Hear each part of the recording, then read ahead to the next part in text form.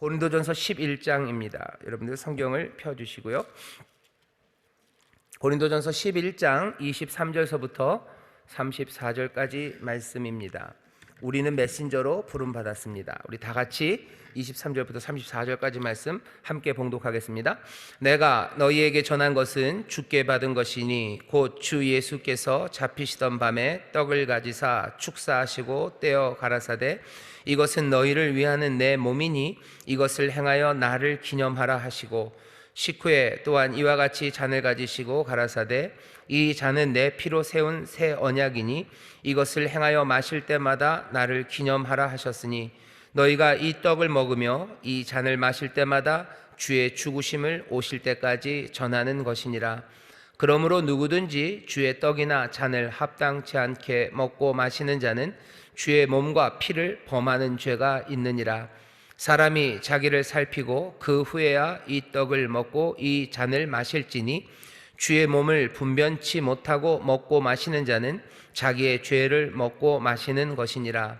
이러므로 너희 중에 약한 자와 병든 자가 많고 잠자는 자도 적지 아니하니 우리가 우리를 살폈으면 판단을 받지 아니하려니와 우리가 판단을 받는 것은 주께 징계를 받는 것이니 이는 우리로 세상과 함께 죄의 정함을 받지 않게 하려 하심이라. 그런즉 내 형제들아 먹으러 모일 때 서로 기다리라. 만일 누구든지 시장하거든 집에서 먹을지니 이는 너희의 판단받는 모임이 되지 않게 하려 함이라. 그 남은 것은 내가 언제든지 갈 때에 귀정하리라. 아멘.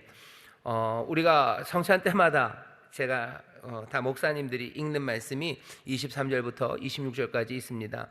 여러분들이 하도 많이 들어서요, 이건 성찬 얘기구나 라고 얘기를 들으실 거예요. 여러분들 근데 고린도전서 오늘 이 본문이 있는 곳이 우리가 지난주에 사실 읽었어야 되는데 성찬에서 좀 문제가 생깁니다. 성찬에서 문제가 생겨요. 왜냐하면 앞에를 좀 읽으셔야 돼요. 17절 보시죠. 같이 읽어보겠습니다. 시작. 내가 명하는 이 일에 너희를 칭찬하지 아니하나니 이는 저희의 모임이 유익이 못되고 도리어 해로움이라. 첫째는 너희가 교회에 모일 때 너희 중에 분쟁이 있다 함을 듣고 대강 믿노니 너희 중에 편당이 있어야 너희 중에 옳다 인정함을 받는 자들이 나타나게 되리라. 그런즉 너희가 함께 모여서 주의 만찬을 먹을 수 없으니 이는 먹을 때 각각 자기의 만찬을 먼저 갖다 먹으므로 어떤 이는 시장하고 어떤 이는 취함이라. 너희가 먹고 마실 집이 없느냐? 너희가 하나님의 교회를 업신여기고 빈궁한 자들을 부끄럽게 하느냐? 내가 너희에게 무슨 말을 하랴? 너희를 칭찬하랴? 이것으로 칭찬하지 않노라. 여기 보면 성찬 얘기가 우리가 읽은 23절서부터인데요. 앞에 고린도 교회가 성찬에 관해서 뭔가 문제가 심각합니다. 그 문제에 대해서 지금 야단치면서 하는 말씀이 우리가 읽는 23절서부터의 말씀입니다. 거기 보면 무슨 문제가 있냐면요, 20절 그런즉 너희가 함께 모여서 주의 만찬을 먹을 수 없다. 니네들이 먹는 건 주의 만찬이 아니에요. 주의 만찬을 먹을 수 없어요. 왜? 먹을 때 각각 자기의 만찬을 먼저 갖다 먹음으로 어떤 이는 시장하고 어떤 이는 취함이라. 먼저 먹는 사람이 있어요. 우리처럼 이렇게 우리가 하는 예식이 아닙니다. 이때만 해도 뭐 훨씬 더 풍성하게들 먹었어요. 포도주도 많이들 드시고 떡도 더 많이 떼어 드십니다. 먹을 걸 가져와요. 요즘은 애찬이라는 말로 그런 표현들을 하는데 조금은 다릅니다. 조금은 다르지만 어쨌든 예배드리는 그 시간에 먹는 시간이 있어요. 근데 누구는 먼저 와서 많이 먹습니다.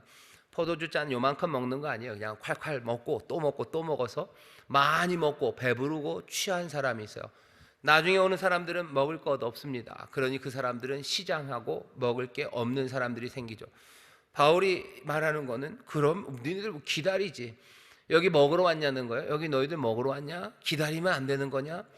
기다려서 함께 먹어야 되는 거지. 먼저 왔다고 먼저 실컷 다 먹고 누구는 배불러 취하고 누구는 뒤에 왔는데도 그건 먹지 못하고.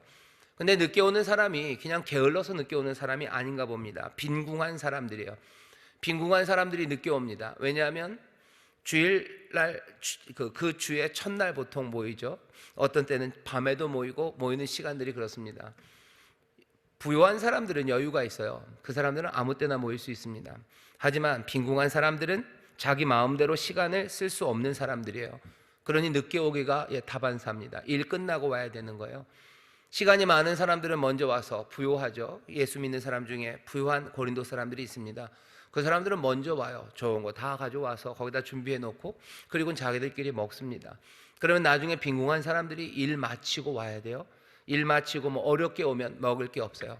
누군 벌써 다 먹고 취해가지고 뭐 기분 좋다고 있는데 빈궁한 사람들이 와서는 이게 뭔가 싶은 거죠. 바울이 말하는 이건 주의 만찬 아니다. 이건 주의 이름으로 모이는 시간 아니에요. 그러니 너희는 그럴 자격이 없다고. 그러면서 야단치면서 하시는 말이에요. 내가 주께 받은 것, 내가 받은 이것은 주께 받은 것이에요. 이 잔 그리고 이 떡은 주의 몸이고 이건 주의 피예요. 이것을 먹고 마실 때마다 주의 죽으심을 너희가 전하는 것이어야 되는데 너네들이 여기서 지금 하는 게 주의 죽으심 그리고 주의 죽으심의 은혜 그리고 주의 살, 주의 피 그것과 뭐가 관련이 있느냐 하는 거죠. 이게 무슨 상관이냐? 이게 주의 만찬이냐? 니들 먹고 마시는 거 아니냐? 이렇게 하면 안 되지 않냐? 너희들 살펴라. 니들이 하는 일 잘 살피고 이건 정말로 주의 몸을 우리가 함께 먹는 거라고 알고 너희들 먹어야 되는 거라고. 그렇게 해야지. 그렇게 해야지. 그러니 33절에 마지막으로 그냥 써놓는 거죠. 그런즉 내 형제들아 먹으러 모일 때 서로 기다려라.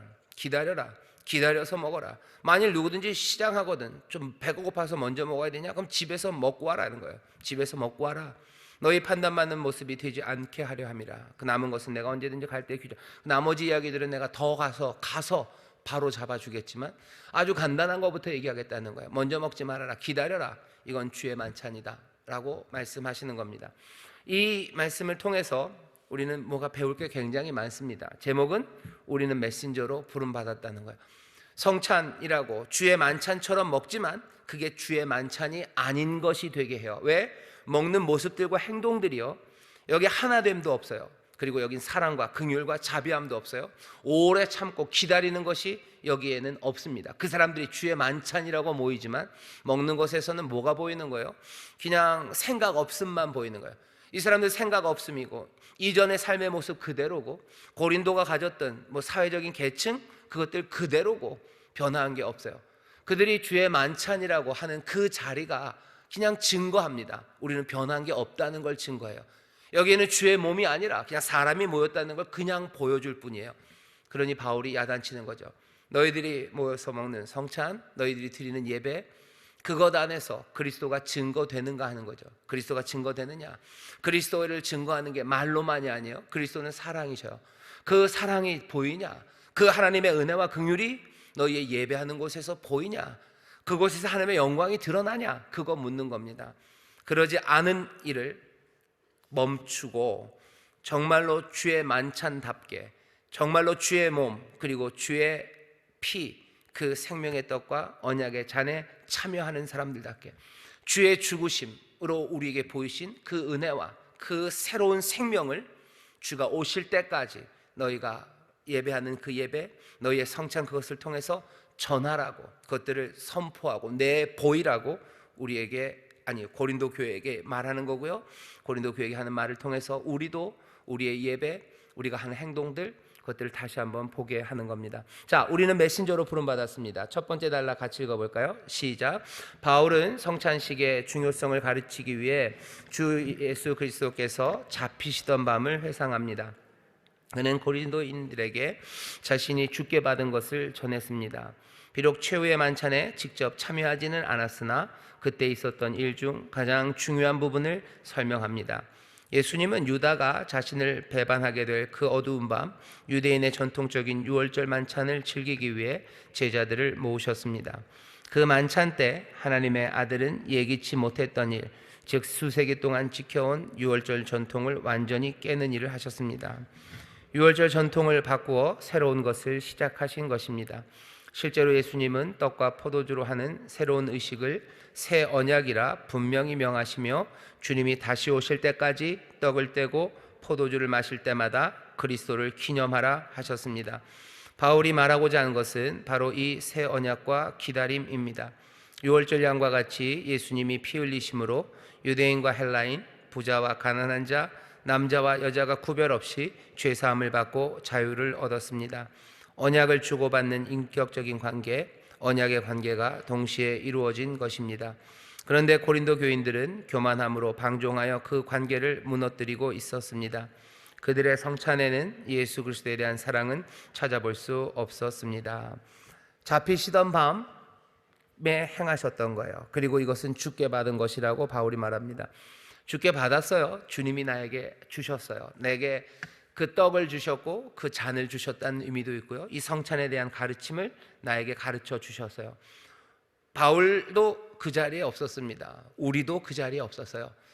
그날 예수님께서 잡히시던 그 밤에 우리가 거기 있었던 사람은 아닙니다. 하지만 바울도 거기 없었지만 뭐라고 얘기해요? 내가 전한 것, 주께 받은 것, 주 예수께서 잡히시던 밤, 우리도 잡히시던 밤에 행하셨던 일들을 우리도 주께로부터 받았습니다. 바울이 받듯이 그렇게 받았어요. 그날 일어났던 일을 우리가 기억하고요, 그날 우리에게 새롭게 만드셨던 언약을 우리도 받은 거예요. 언약의 잔을 주시고 그리고 제자들이 언약의 잔을 마셨어요. 언약이 이루어졌다는 겁니다. 그때 그 받은 것을 바울도 받았고 우리도 받았습니다. 우리도 피를 마신 사람들이에요. 우리도 그 언약의 주인공들입니다. 그러니 그리스도, 우리 사랑하는 주님과 함께요, 우리도 그 언약의 관계 안에 들어갔어요. 나중에 요한계시록을 보면 신랑과 신부의 관계예요. 그리고 생명과 생명이 얽혀있는 관계, 그 관계 안에 들어간 사람들이 우리들입니다. 잡히시던 밤 주께 받은 겁니다. 그 밤에 주가 주셨던 것을 우리도 받았어요. 그 밤에 사랑을 주셨고요, 그 밤에 새 언약을 주셨고요, 새로운 관계라는 새 생명, 새 삶을 주셨습니다. 우리는 언약을 가진 사람들, 그러니 언약의 관계 안에서 새 삶을 받은 사람들입니다. 그게 바울이 자기 자신에 대해서 알고 있는 거고, 그리고 고린도 교회에 가르쳐 준 겁니다. 옆에 있는 구역자님들에게 서로 얘기해 주세요. 우리도 새 언약을 받았습니다. 우리도 새 언약을 받았습니다. 언약을 받았다는 건요, 그 언약의 관계 안에 들어갔다는 거예요. 새 관계가 시작됐어요. 그러니 새 삶이 시작됐습니다. 옆에 있는 분들에게 얘기해 주세요. 새 삶이 시작되었습니다. 새 삶이 시작되었습니다. 하나님 안에서 하나님이 주시고 그리스도 안에서 누리는 그 언약의 관계 안에 들어갔다는 건 내 삶이 변한 거예요. 이런 상상은 뭐 그렇게 꼭 퍽 유쾌하지는 않습니다만, 여러분들이 누군가 언약을 맺었다고 생각해 보세요. 그럼 내 삶이 바뀝니다. 누구랑 언약을 맺은 게 요즘은 제일 좋을까요? 이 내일이 투표 날이라 어렵네요. 그냥 좋은 사람 하시죠. 요새는 좋은 사람이 참 없어요. 백종원이라고 그럴까요? 백종원과 여러분들이 언약의 관계를 맺었다고 생각해 보세요. 어떤 언약 관계요? 여러분들에게 백종원 씨가 얘기하는 거죠. 내가 하는 모든 프랜차이즈에 마음껏 와서 풍성하게 드시고 그냥 그렇게 가시면 되는 언약의 관계에 내가 들어갔어요. 그럼 그때부터 내 삶은 바뀝니다. 뭐가 없어져요? 걱정, 근심이 없어져요. 밥할 걱정도 없어지고 없어지죠. 그냥 배고프면 가서 먹으면 돼요. 먹고 나오다가 백다방에 가서 디저트도 마시면 돼요. 그냥 좋아요. 언약은 그런 거죠. 누구와 언약을 맺었나에 따라 다른데, 이건 하나님의 아들, 이 하나님과 내가 언약을 맺었어요. 백종원 씨와만 언약을 맺어도 좋습니다. 이재용 씨랑만 언약을 맺어도 꽤나 괜찮아요. 비스포크로 집을 다 깔아버릴 수가 있죠. 에버랜드에 가서 놀 수도 있죠. 동생 호텔에 가서 잘 수도 어쩌면 있을 겁니다. 내 삶이 확 달라져요. 언약을 주시고 언약의 관계를 맺는다는 건 새 삶이 열린다는 겁니다. 새 삶이 항상 다 좋은 거는 아니에요. 너무 비관적인가요?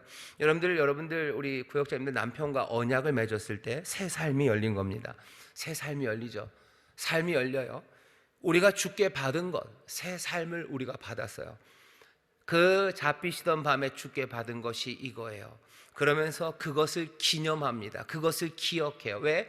내가 새 삶을 받았다는 걸 잊어버릴 때가 얼마나 많은지 몰라요. 그럴 수 있습니다. 백종원과 맺은 언약을, 약속을 내가 잊어버릴 때가 있어요. 사람들이 내 남편과 맺은 언약을 잊어버릴 때가 있어요. 내 아들과 한 약속을 잊어버립니다. 내가 주님과 한 약속, 은혜롭게도 주가 나에게 주신 그 약속을, 그 새 언약을요, 우리가 잊어버려요. 이상하죠? 원래 은혜를 많이 받은 사람은 그것을 잊어버리지 않을 것 같은데 사실은 거꾸로입니다. 사람들이 그러죠. 은혜는 어디다 새겨요? 물에다 새겨요. 원하는 돌에다 새겨요. 은혜는 잊어버려요. 좋은 약속은 잊어버리고 이상하게 나쁜 거, 분노하고 미워하는 거, 그것들은 잊어버리지 않습니다. 우리는 잊어버립니까? 예, 쉽게 잊어버려요. 그러니 얘기하시는 거예요. 주께 받은 거 기념해라, 기억해라. 내게 새 언약을 주시고 우리에게 새 언약을 주시고 그래서 우리에게 새 삶을 주셨다는 거, 그거 기억하라고 얘기하시는 거예요. 얼마나 은혜로우십니까? 은혜를 주시고 사람들은 사실은 잊어버리기를 바랄 때가 많아요. 약속을 빵 해놓고서요, 아, 잊어버렸으면 좋겠어요. 언제든지 연락해 주세요. 그럼 제가 도와드릴게요. 그리고 뭐라, 잊어버렸으면 좋겠어요. 제가 진짜로 연락해 오면 어떨까 싶어요. 하지만 예수님 아니십니다. 은혜를 베푸시고 생명을 내어주시고 새 삶을 시작하게 하시고, 혹시라도 그거 잊어버릴까 봐 사실은 잘 잊어버립니다. 기억하라고, 기억하라고, 기억하라고 계속해서 우리를 부르시는 부르심입니다. 잡히시던 밤에 주께 받은 겁니다. 그러면서 바울이 설명해요. 뭘 하셨는지 행동을 얘기해요. 뭐 떡을 가지사 축사하시고 나눠주시죠. 그 행동을 기억하래요. 그 몸짓을 기억하래요. 그리고 하셨던 말들을 기억하랍니다. 해야 할 일을 우리에게 알려줘요. 기억은 두 가지입니다. 하나는 뭐냐면 주님이 하셨던 일을 기억하라는 거예요. 주님이 어떻게 하셨는지, 떡을 가지사 축사하시고 떼어 나눠주셨어요. 나눠주셨던 그 행동들을 기억해요. 그 다음에 그 행동들을 하시면서요, 뭐라고 명하셨냐면 그냥 주고 끝나지 않으셨어요. 이 일을 기념해라, 내가 올 때까지 이 일을 해라 라고 해야 할 일을 명하셨어요. 자기가 행동으로 보여주셨고요, 그리고 해야 할 일을 말씀하십니다. 말과 행동이 거기에 같이 있습니다. 그게 바울이 우리에게 전하는 거예요. 사실은 복음서에 다 기록되어 있습니다. 하지만 다시 한번 바울이 고린도 교회 사람들에게 전하는 거고, 지금 이 시간에 우리가 이 말씀 앞에서 우리에게 다시 한번 전해주시는 거예요. 기억하셔요. 예수님의 그 시간을 기억하셔요. 예수님이 하셨던 그 일들, 그 잡히시던 밤 우리가 주께 받은 것을 기억하셔요. 내가 거기 없었어도 잡히시던 그 밤에 내가 받은 것을 기억하셔요. 결혼식장 그때를 기억하는 거예요. 내가 내 남편과 함께 약속하고 반지를 끼워주던 그때를 기억하는 거예요. 내 친구들과 함께 복숭아 나무 아래서 도원결의 했던 그 시간들을 기억하는 거예요. 그거 잊어버리면, 그거 기억이 사라지면 언약도 사라집니다. 그 잡히시던 밤이 기억이 돼야 내가 새 삶을 산다는 거, 그게 날마다 생생해질 수 있는 거예요. 내가 결혼한 게 뭐 꿈만 같아요? 기억도 잘 안 나요? 아니요. 그때를 기억해야 되는 거죠. 내가 이 사람과 친구였더니 어떤 친구였는지 그때를 기억하는 거예요. 복숭아 나무 아래를 기억하는 거고, 뭐 월남전 그 밀림 그 시간들을 기억하는 거고, 함께 쫄쫄 굴면서 길을 걸으면서 내가 네가 힘이 되겠다고 서로를 부둥켜 안았던 그 시절들을 기억하는 거예요. 그러면 얘기가 달라집니다. 잡히시던 밤을 기억해요. 행하신 행동을 기억해요. 그리고 그때 하셨던 말씀을 기억해야 합니다. 기억을 해야 되는 거 뭐예요? 기념하라고. 너희들도 이것을 행하여 하셨던 그 일들 그대로 가지사 축사하시고 떼어 나눠줬던 행동, 그거 기억하고 너희들도 이것 하면서 나를 기념하라고, 기억하라고 분명히 명하셨습니다. 그게 어쩌면 오늘 우리가 다시 한번 들어야 되는 일이에요. 주께서 하셨던 일을 기억하셔. 이거 기억해야 됩니다. 기억하라고 말씀하셨으니 기억해야 됩니다. 그래야 나는 새 삶을 하나님의 은혜, 주의 은혜와 긍휼 가운데서 살아가기 시작합니다. 옆에 있는 구역자님들에게 얘기하셔요. 우리가 기억해야 합니다. 우리가 기억해야 합니다. 기억해야 합니다. 잡히시던 밤을 기억하세요. 찢기신 살, 그리고 흘리신 보혈 기억하세요. 왜 자꾸 십자가 노래합니까? 십자가 찬송합니까? 생각만 해도 막 무섭고 칙칙하고 피 냄새 나는 것 같은데 왜 자꾸 얘기합니까? 왜 자꾸 그 찬송합니까? 왜 그 찬송을 왜 피, 죽음 이런 거 찬송하면서 왜 우리에겐 소망이 생깁니까? 원래 피, 죽음 그러면 피해야 되고 어쩌면 절망스럽고 한탄스럽고 그래야 되는데 이상해요. 그 흘리신 피와 찢기신 살, 거기에 대해서 찬송하고 기도하고 기억할 때마다 그냥 마음은 아파요. 하지만 거기서 끝은 아니에요. 내가 새 삶을 살았다는 거, 내게 새 힘과 용기를 주셨다는 거, 그거 자꾸 생각나게 하시는 거예요. 그러니 십자가 앞에 나오는 거고, 또 이 예배라는 것 안에서, 예배하는 그 자리 안에서 예수 그리스도 우리 사랑하는 주님의 죽으심, 그리고 우리를 위해서 찢기심, 피 흘리심, 이 얘기를 자꾸 하는 겁니다. 사람들 듣기 싫대요. 이거 피 흘리는 얘기 무시무시해요. 훨씬 더 좋은 얘기 많잖아요. 샤론의 백합화 이런 거 좋잖아요. 거기 살랑 부는 바람들 그런 거 좋잖아요. 그런 거 얘기하면 우리의 마음이 더 따뜻해지고 우리의 마음이 더 새털처럼 깃털처럼 가벼워지지 않겠습니까? 주께서 우리에게 이 잔과 이 찢기신 살을 기억하라고 하신 것은 우리로 하여금 자유함을 얻게 하시려는 거예요. 우리가 어쩌면 그 샤론의 백합화처럼 향기나고 깃털처럼 날아가고 무거운 것 없이 자유함으로 달려가게 하기 위해서, 그 새 삶을 살아가게 하기 위해서는요, 어디? 이 찢기신 살과 흘리신 보혈, 이 자리를 기억해야 합니다. 그래야 살아갈 수 있어요. 그래야 거기에서 자유함이 시작됩니다. 이것들 놓치지 말아야 됩니다. 예배가 중요한 것, 나와서 함께 떡과 잔을 나누는 일이 그냥 이해할 수 없는 행동들이 아니라요, 주께서 우리에게 그 길이 복된 길이기에 우리에게 명하신 거예요. 끝까지, 오시는 그날까지 이 일을 해라. 왜? 우리가 자유함으로 살아가고 새 삶을 살아가기 위해서는 이 일을 기억해야 합니다. 이 일 기억하지 못하면 어떻게 되냐면 절망으로 빠지든지 아니면 스스로 잘난 줄 알고 제멋대로 살아갑니다. 제멋대로 살아가요.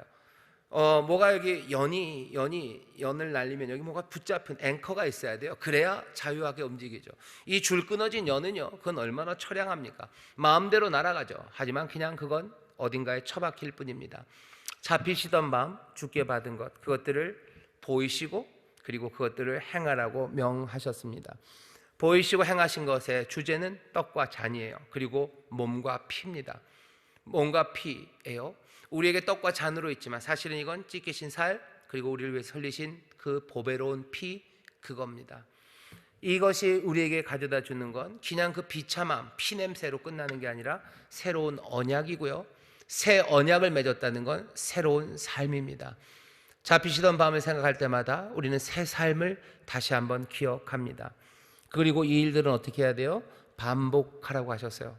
너희가 주가 오실 때까지, 주의 죽으심을 오실 때까지라고 얘기합니다. 오실 때까지, 오실 때까지. 계속해서 반복하면서요, 마지막 26절에 보면 죽으심을 오실 때까지 뭐 하는 거예요? 전하는 거다. 반복해요. 이건 전하는 겁니다. 기억은 내가 해요. 내가 기억하면서 내가 새 삶을 받았음을 확인합니다. 하지만 동시에 이건 전하는 거예요. 우리 교회 표식으로 말하면 성찬은 우리에게 복된 일입니다. 내게 복이 돼요. 하지만 동시에 이건 전하는 것이기 때문에 세상에 복이 되는 일입니다. 우리가 예배하는 일은요, 나에게 복이 됩니다. 우리에게 복이 돼요. 하지만 우리가 예배하는 건 동시에 이건 뭐예요? 전하는 거예요. 세상에 복이 됩니다. 저 누구에게 전합니까? 먼저는 함께 예배하는 내 동료들에게 전합니다. 내 형제 자매에게 전합니다. 그리고 내 자녀들에게 전합니다. 그리고는 뭐예요? 세상에 전하는 겁니다. 어쩌면 또 누구에게 전해요? 온 세상의 우주와 그리고 하늘과 땅에 있는 모든 피조물들, 어쩌면 천사들, 그들에게까지 전하는 겁니다. 아이고, 우리가 뭐가 그렇게 잘나서요? 아니, 그거 하라고 우리를 부르셨어요. 그것 하라고 부르시고, 천사도 흠모할 만한 일입니다. 천사도 우리 같은 은혜를 받은 적이 없어요. 예수 그리스도께서 천사를 위해서 죽지 않으셨어요. 안타깝게도 예수 그리스도께서 우리 집 뽀삐를 위해서 죽으신 것도 아닌 것 같습니다. 사람들은 뭐 개들의 구원에 대해서 얘기하시는데, 우리 강아지 사랑스러운 우리 애완견도 주의 사랑 안에 있었으면 좋겠다고들 생각하셔요. 알려드릴게요. 분명히 주께서 뽀삐를 사랑하십니다. 하지만 예수님께서 뽀삐를 위해서 죽지는 않으셨어요. 그러면 어떻게 되는 겁니까? 어쩌면 뽀삐는 우리보다 훨씬 더 훌륭합니다. 우리는 죄 많지만 뽀삐는 그렇게 죄가 많지 않은 것 같아요. 우리 뽀삐가 얼마나 난리를 치는데요. 아이고, 그런 거 아닙니다. 아이고, 그런 거 아니에요. 예수 그리스도께서 우리를 위해서 죽으셨어요. 은혜가. 이건 너무 뭐라 그래야 되나? 이거 종우월주의라 그러는데요. 인간을 너무 잘난 거, 다른 것보다 너무 잘난 거 하는 거 아닙니까? 종이기주의 아닙니까? 그럴 수 있죠. 자기들이 잘났다고 생각하고 남들보다 자기를 더 중요하게 생각하는 그런 게 있을 수 있지만, 우리는 그 이야기를 우리가 만들어낸 이야기 아니고 우리 안에 나온 욕심이나 자기 중심성이 만들어낸 이야기가 아닙니다. 하나님께서 얘기하셨어요. 이 진리는 바깥에서 우리에게 들려오는 거예요. 하나님이 우리를 사랑하신대요. 이처럼 사랑하셔서 정말로 독생자를 내어주실 만큼 우리를 사랑하셨다고 진리가 우리 밖에서 얘기하는 거지, 우리가 우리 안에서 우리는 너무 사랑스럽고 우리는 너무 존중받아야 되고 하나님이 우리를 위해서 모든 것을 주실 만큼 우리는 그렇게 중요해라고 해서 만들어 놓은 이야기는 아닙니다. 하나님 우리를 사랑하셔서 우리에게 이 일을 주셨어요. 이 은혜의 역사를 해 주셨습니다. 하나님은 우리를 그렇게 사랑하셔요. 뽀삐는 또 뽀삐대로 또 그렇게 사랑하실 겁니다. 그러니 뽀삐 때문에 너무 염려하지 마시고 우리를 위해서 하나님이 그리 사랑하셨다는 것, 그 광대하신 은혜, 그 놀라우신 사랑을요 우리가 전하는 겁니다.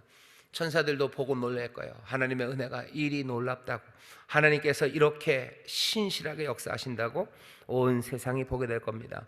계속해서 반복할 거예요. 그리고 그 죽으심의 은혜, 그 능력을 우리는 전합니다. 내 형제 자매들 함께 예배하는 이들에게 전하고 우리 자녀들에게 전하고 믿지 않는 사람들에게 전하고 온 세상과 어쩜 우주 만물에 있는 모든 것 그것에게 우리는 선포하며 전하는 사람들입니다. 예배하는 이 자리를 사람들이 봅니다. 제일 처음은 누가 봐요? 우리가 서로 봅니다. 서로에게 전하는 거예요. 제가 여러분들 예배드리는 거 봅니다. 여러분들이 제가 예배드리는 걸 봅니다. 옆에 있는 사람들이 예배드리는 거 봅니다. 주의 죽으심을 전하는 거예요. 우리가 예배하는 거 우리 아이들이 봅니다. 여러분들이 예배하는 거 여러분들 구역 식구들이 봅니다. 우리의 다음 세대들이 봐요. 그리고 동시에 잘은 모르지만 우리가 예배하는 이것을 세상이 봐요. 믿지 않는 사람들이 봅니다. 그리고 온 피조물이 하늘에 있는 것, 땅에 있는 것, 그 천사라도 우리의 예배를 함께 지켜보고들 있습니다. 거기에 전하는 거예요. 그것이 우리가 하는 성찬으로 대표되는 우리의 예배입니다. 두 번째 단락 같이 읽겠습니다. 시작. 성찬을 나누는 특권과 고귀한 소명은 가장 엄격하고 거룩한 형태의 자기 성찬을 요합니다. 합당치 않게 성찬에 참여하는 것은 예수님의 몸과 피를 범하는 죄가 있는 것이기 때문입니다. 바울이 합당하지 않게 떡을 먹고 잔을 마시는 사람은 누구나 주의 몸과 피에 죄를 범하는 것이라고 표현할 만큼 성찬식에 임하는 자세가 중대함을 강조한 것입니다. 우리 그리스도인들은 복음을 전하는 메신저이기도 하지만 이 중대한 예식에 필수적으로 임해야 하는 소명도 있습니다. 자신이 합당하지 않기 때문에 성찬에 참여하지 않는 자세나 반대로 귀중한 특권을 가벼이 여겨 성찬식에 거룩한 자세로 임하지 않는 사람들이 많아지고 있습니다. 바울이 사람이 자기를 살피고 그 후에야 이 떡을 먹고 이 잔을 마셔야 한다고 말씀을 전한 것을 이 시대의 그리스도인들도 가슴 깊이 묵상해야 할 것입니다. 예수님의 사랑과 자비로 임하고 있는지, 믿음으로 감사함으로 성찬식을 행하고 있는지 매 순간 돌이켜 보아야 할 것입니다. 거기까지요. 합당치 않으면 안 됩니다. 그리고 자기를 살펴야 됩니다. 합당한가 살펴야 돼요. 뭐에 합당한가? 그리스도의 몸에 합당한가요? 성찬에 임하는 자세는 동시에 예배에 임하는 자세입니다. 그리스도의 몸에 합당한가입니다. 여기 고린도전서 11장에서 구체적인 상황은 이 사람들이 제대로 하나 된 게 아니었죠. 빈궁한 사람, 조금 부자하고 여유 있는 사람, 둘이 한 몸이 되지 못한 겁니다. 이 사람들이 기다려주질 않아요. 그냥 자기들끼리 먹는 거죠. 그럼 한 몸이 아닙니다. 그리스도의 몸에 합당하지 않죠. 그리스도의 몸은 우리 모두를 한 몸으로 부르셔서 모든 담들을 다 깨뜨려서 한 몸으로 부르셨는데, 그렇게 누구는 먼저 먹어서 취하고 누구는 먹을 것 없이 만드는 것, 그건 그리스도의 몸에 합당하지 않은 성찬입니다. 그리스도의 몸에 합당한지를 살펴야 돼요. 이 자리에서 여기 고린도 사람들은 기다려야 되는 거죠. 기다리지 않는 것, 그것이 합당하지 않은 거였어요. 우리는 조금 다른 식일 겁니다. 왜죠? 우리는 다 기다리시죠. 달리 안 합니다. 성찬 예배 그냥 잠깐 그때예요. 그때 함께 해요. 우리가 예배 드리는 시간도 누가 먼저 와서 예배하고 그런 건 없습니다. 함께 모여서 예배하죠. 그러니 어쩌면 고린도 교회가 가졌던 이 문제는 우리 가운데 별로 없어요. 하지만 그것 말고 다른 방식으로 그리스도의 몸에 합당하지 않게 성찬에 임하고 그리스도의 몸이라는 것에 합당하지 않게 예배에 임할 수 있습니다. 그리고 그런 모습들이 보입니다. 고린도 교회에 있는 문제를 그대로 가져오자면 우리가 하나 되어서 함께 예배에 참여하는지 그거 봐야 합니다. 우리는 함께 예배하는가? 우리는 함께 예배하는가? 우리는 함께 예배합니까? 함께 예배하죠. 함께 예배하지 못하는 사람들이 있습니까? 사실 함께 예배하지 못하는 사람들은 벌써 다 떠나갔든지 아니면 교회에 오지도 않죠. 교회 안에 부유한 사람, 그리고 가난한 사람이 함께 예배하는지 봐야 됩니다. 뭐 가난하다고 못 들어오게 하나요? 가난하다고 못 들어오게 하지는 않아요. 하지만 가난한 사람들이 예배하기 어렵게 만들고 은근히 밀어내죠. 그런 걸 은따라고 합니다. 은근히 따돌리는 거죠. 부유한 사람도 어쩌면 은근히 따돌림 당합니다. 부유한 사람들 은근히 따돌려요. 뭐라고 야지하는 거죠. 그래 너 부자니까 잘났다라고. 잘난 척 하는 거 하나도 없어요. 겸손하면 또 뭐죠?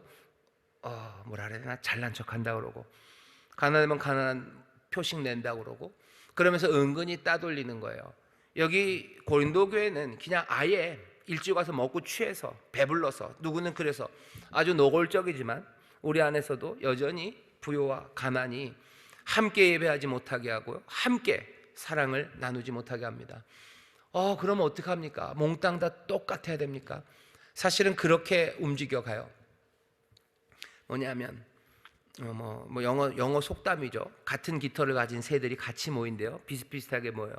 무슨 교회 성장학 이런 데도 그런 얘기들이 있습니다. 비슷한 그룹들로 만들어야 된대요. 그래서 여러 가지 직업군들 아니면 무슨 관심 있는 사람들, 그런 사람들이 모여서 뭘 해야지 교회가 활기가 있다고.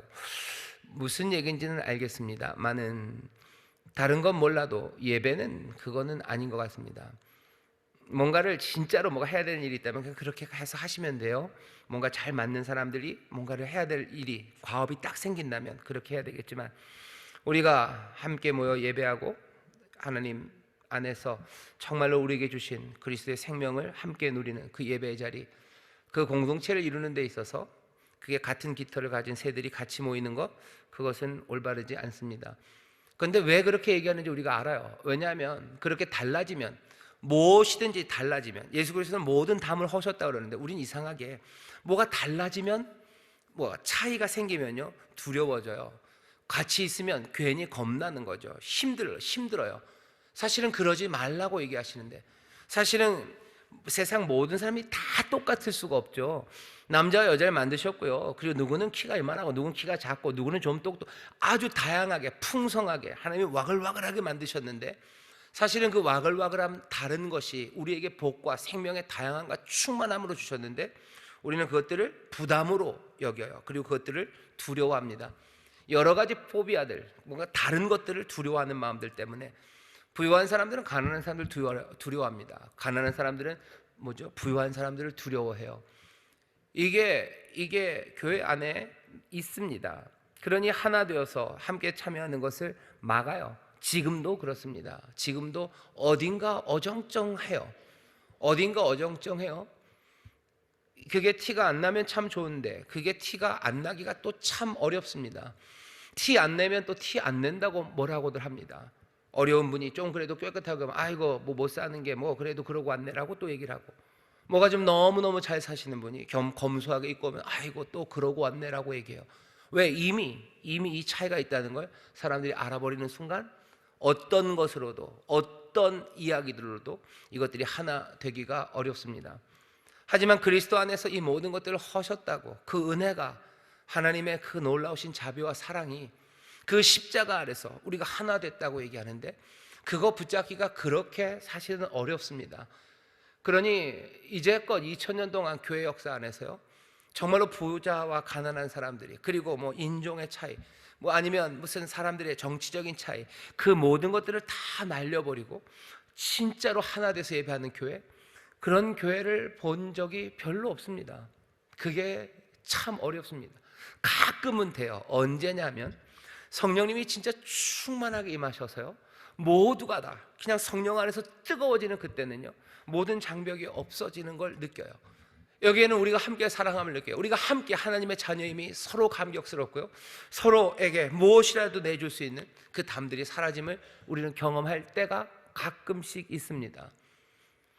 예수님께서 반복하라고 하신 얘기가 그 얘기 같아요. 그게 그냥 한 번 그렇게 될 게 아니라 늘 그렇게 이 은혜 안에서 하나 되는 그것이 정말로 우리의 새 세상을 여는 그런 길이 되고 힘이 됩니다. 교회는 끝까지, 지난주 설교인데, 그 과격한 소망을 놓치면 안 됩니다. 과격한 그 소망을 놓치면 안 돼요. 끝까지 사랑으로 그것들을 이루어 가려고 해야 합니다. 교회 안에서 여러분들 부유한 사람들 은근히 따돌리지 마세요. 가난한 사람들 은근히 따돌리지 마세요. 가난하고 힘드신 분이 깨끗하게 옷 입고 오면 아이고 못 사는 녀석이 이러고 왔다고 그렇게 뭐라고 하지 마세요. 부유한 사람이 검소하게 입고 와서 내가 함께 하기 위해서 왔으면 여러분들 그거 말할 필요 없어요. 그냥 고마워하고 감사하고 성령 안에서 서로 사랑하시면 돼요. 여러분들 그 일들이 시작될 때요, 이 성찬, 떼어지는 떡들, 그리고 흘리신 보혈, 내게 주신 약속, 시작된 새 삶, 이 모든 것들의 의미가 분명해지고요, 그리고 그것이 나에게 그리고 서로에게 전해지기 시작합니다. 사랑 안에서 하나 되는 것, 그것이 우리가 전해야 되는 건데 가장 분명하고 그리고 명확하게 보여줘야 되는 것, 그것은 예배하는 자리입니다. 그러니 예배가 중요하다고 얘기하는 거예요. 이 어려운 시절에 자꾸 예배하자고 하는 거예요. 바로 이 자리가 우리가 구원을 확인하는 자리예요. 기억하는 자리예요. 새 힘을 얻는 자리예요. 그리고 선포하는 그 일들을 우리가 감당해내는 자리입니다.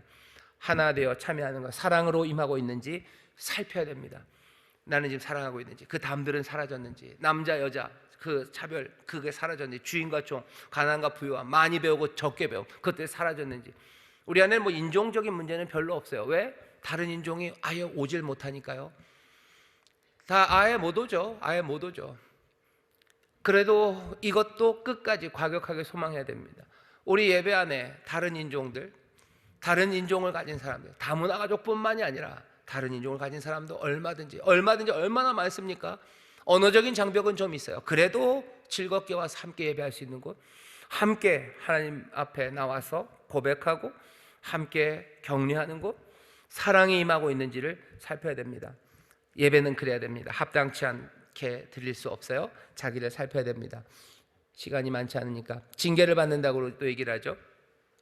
하지만 징계를 받는 게 세상과 함께 죄의 정함을 받지 않게 하려고 하시는 거예요. 이렇게 예배를 제대로 잘 못 드리면 약하고 병들고 죽고 하는 것이 있지 않겠냐라고 얘기합니다. 그러면 약하고 병들고 죽는 게 다 성찬을 잘못해서 예배를 잘못 드려서입니까?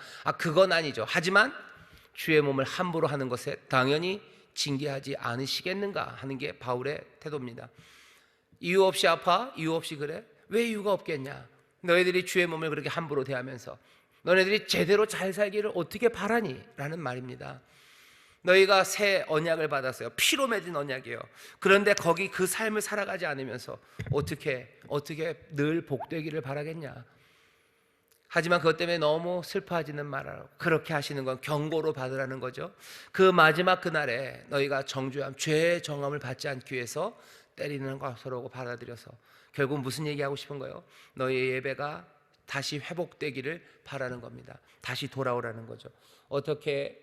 예배는 메시지입니다. 떡과 잔연에 참여하는 사람들은 예배에 참여하는 사람들이에요.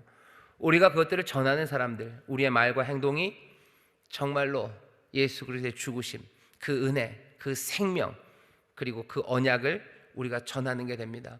어떻게 예배하는지 잘 보시면 돼요. 여기 사랑이 가득한지, 여기 감사가 가득한지, 여기에 서로를 사랑함과 그리고 서로를 용납함이 가득한지 그거 보시면 돼요.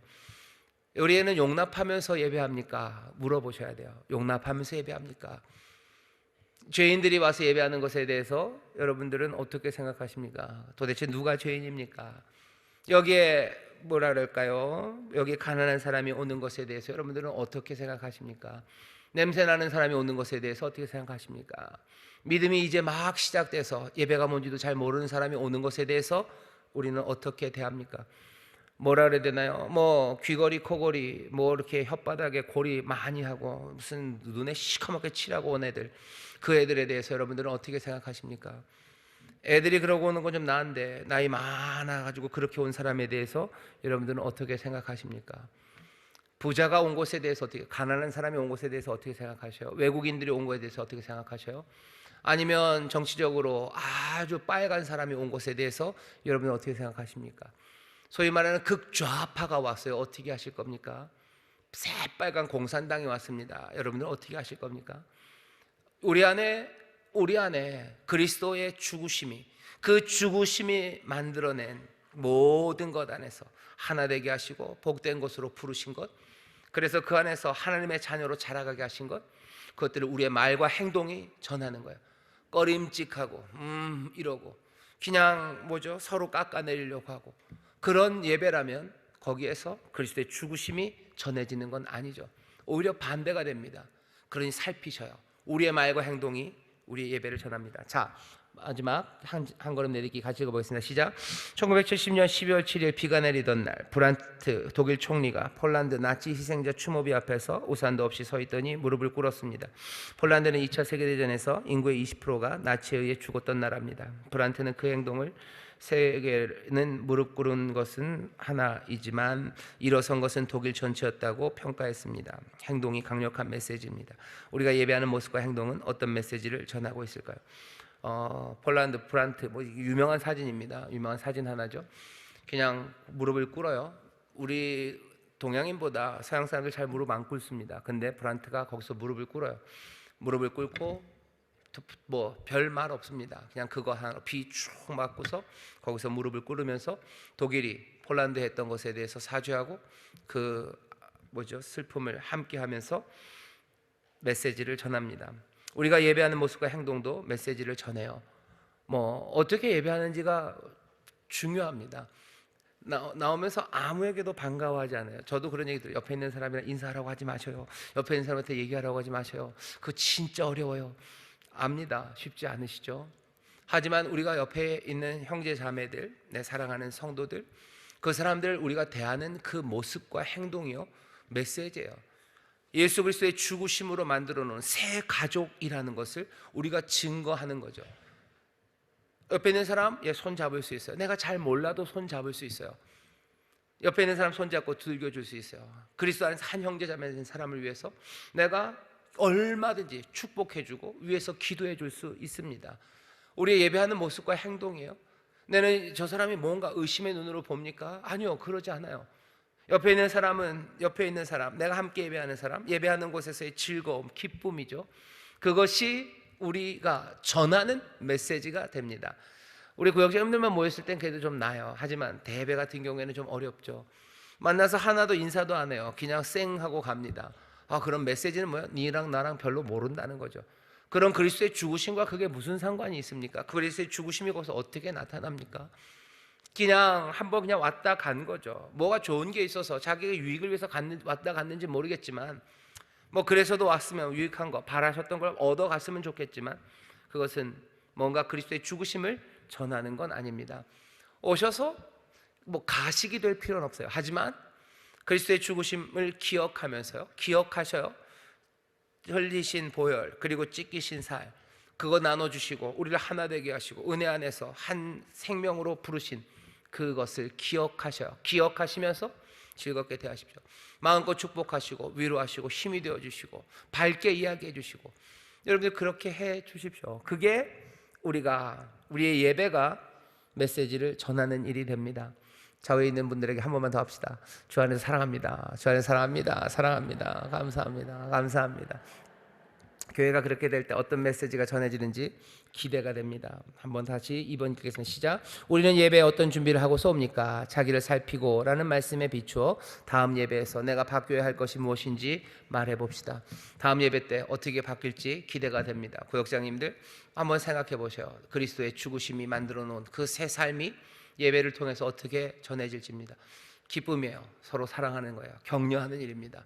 한박 웃음으로 대해주시고 여러분들 기쁨을 함께 나눠주시고 격려해 주시고 그리고 함께 즐거움으로 주 앞에 나오십시오. 그 예배가 우리의 삶에서 온전히 주의 죽으심을 전하는 것이 될 줄 믿습니다. 기도하겠습니다. 하나님 감사합니다. 우리가 주의 죽으심을 기억합니다. 주께서 우리에게 행하신 놀라운 일들을 기억합니다. 십자가 기억하며 하나님 거기에 합당하게 예배하는 자들 되게 하여 주옵소서. 하나됨으로 예배하게 하여 주옵시고 아버지 서로를 용서함으로 예배하게 하여 주옵시고 서로 환영하고 서로 맞아들이고 격려하고 위로하고 아버지 하나님 정말로 그 긍휼과 자비가 흘러넘치는 귀한 예배가 될 수 있도록 성령님 역사하여 주옵소서. 감사드리며 예수님 이름으로 기도하옵나이다. 아멘.